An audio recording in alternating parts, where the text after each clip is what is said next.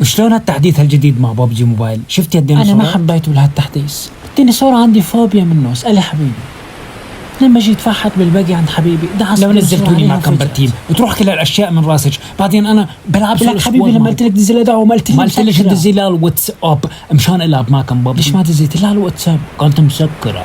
اوه حبيت اقول ماني مسكره، ليش ما بعثت لها مشان ما تزي؟ خلص الخيره بغيره. اليوم بعد العشاء نلعب ببجي وياكي، بس شحني لي تليفونك الله يوفقك. ها ما بدي ينقص.